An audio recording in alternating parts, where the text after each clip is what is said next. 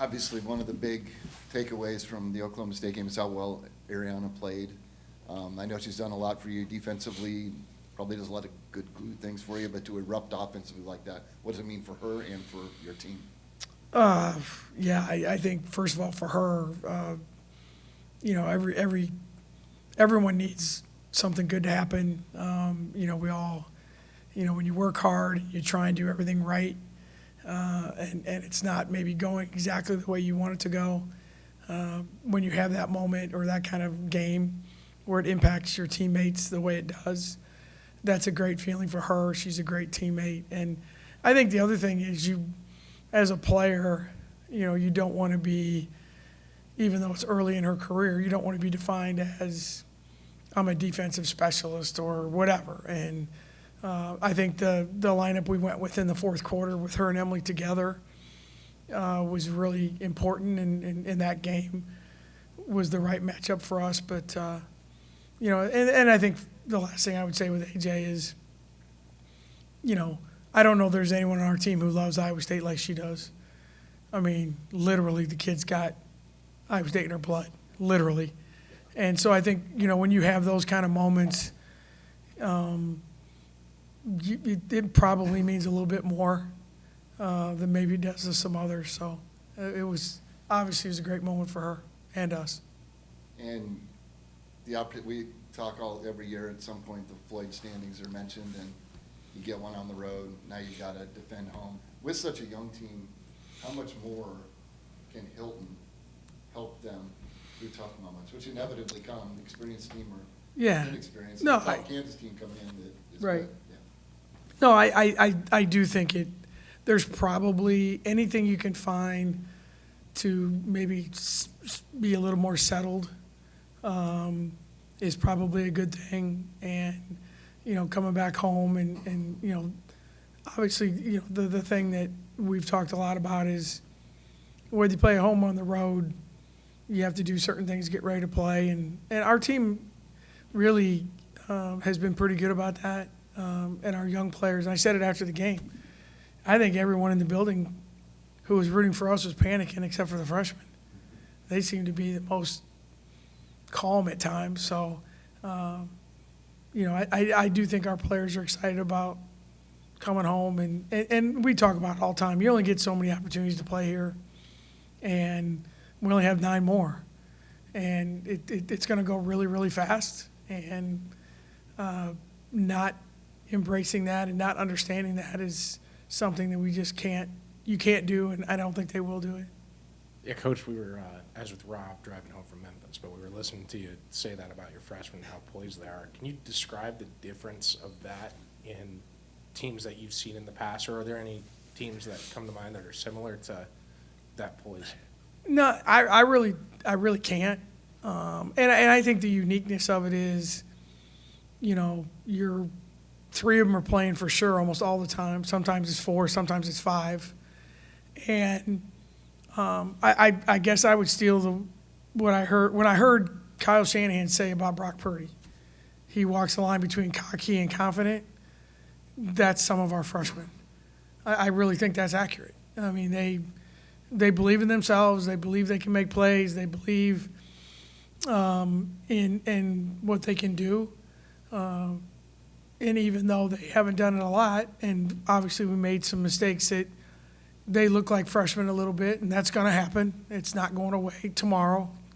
But they just seem to keep playing, and they have a really even demeanor to them. Even, we call timeout, and, it was a really bad 3 minutes, and everyone, they were fine.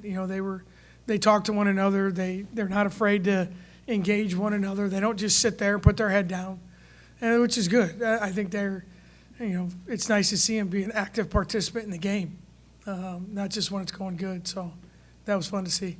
And we talk about the freshman wall, or you like to at least, and seeing a player hit that and they have to break through it. When that game happened Saturday, is that that's a 1-game example? It's not a big enough sample size, or did that give you more confidence that this team can break through that wall maybe easier than some have in the past? I don't know if it'll be easier. I think the challenge kind of really is not just the games, it's the idea of getting into a rhythm of practice. And right now it's not quite as bad because we're not in class.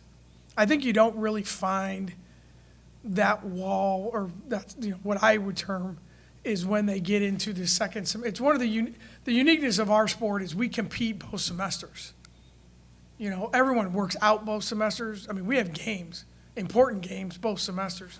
So I think that the challenge becomes, all right, you got a few games in, now school starts again. That's probably, and their bodies are telling them we should be about done because the high school season's over and the state tournament's done. And then it's like, no, you still have 7 to 8 really hard games ahead of you. So it's kind of a phased in thing. And I think for us, we're just learning. Like, this is a great week for us to learn of how do we handle practice, how do we handle day off. It'll be the first time when we play Wednesday, Saturday. So how do you handle Thursday, Friday, and go back on the road? So we're all in a learning curve. And Aaron, our strength coach, and Tessa, our trainer, they've been incredible about managing these guys and just really trying to dig in hard so that wall, when they hit it, they don't get knocked down and can't get back up. So I give them a lot of credit, and hopefully it'll show in our play. And then one of the more unique things that I've kind of seen in the Big 12 since I started covering it, but you have a team that got blown out by 25 points at home, and it wasn't by, you know, one of the two perceived big powerhouses that you expect that score in. How do you prepare for this Kansas team coming off that game they had Saturday? Well, I mean, I think a couple things. Number one, I told our kids Kansas is going to be as desperate a team as we've played all year. Their record, I don't think, indicates at all. I mean, you look at, they played UConn, Virginia Tech, Texas A&M, Penn State. They played the toughest schedule in our league, and it's not even close. They should have been in the NCAA tournament last year, so they get screwed, and they go win the NIT easily. They have their whole team back. Oh, and by the way, they have one of the best freshmen in the league. So I understand, and I think our players understand. And I think the early part of it is, and then on the flip side of that, West Virginia must be pretty damn good, you know. So, but there's no thought on our part at all about what Kansas isn't. We know what they are and how good they are. And I mean, we held them to 98 last year down there. At least we kept it under 100. So we know how skilled they are, how talented they are. So it'll be a very difficult game. They all are, but I think timing of when you play teams is always important. And I think the timing here could be something that we better pay extra attention to. When you start the conference play with a win, especially on the road, what does that do for the confidence moving forward? Well, I think initially it means you're not going to go winless in the conference, I guess, in the simplest terms. I think the biggest thing it does is, you know, it continues to show our players that this is how we have to play, this is how we have to prepare, and that every game is very unique, and every game is, you know, not to be completely boring, but to steal from football, you're trying to go 1-0. And you can't – it's a lot easier to come back to practice on Monday after you win. I get that. But at the same time, the idea now is that when the losses come, and they will come, and they may come in bunches, you have to understand that. And when the wins come, embrace it, feel good about it. What did we do right? Why did this happen? And then build on that. So there's no – I don't know that there's a secret to it. I think – for our team, and I said this earlier, I think the Wednesday, Saturday rhythm that we're going to get into may help our team get into a rhythm of how you prepare and what you do. And Sundays are days off, and so hopefully that'll be the case. But yeah, those are, you know, every win is so valuable in the conference, and obviously the road ones are even more special. But I was really proud of the way we handled it. What would a 2-0 start to the conference mean?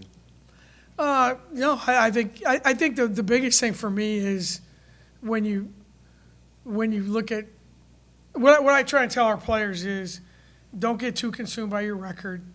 That sounds ridiculous because everyone is consumed by your record. I get that.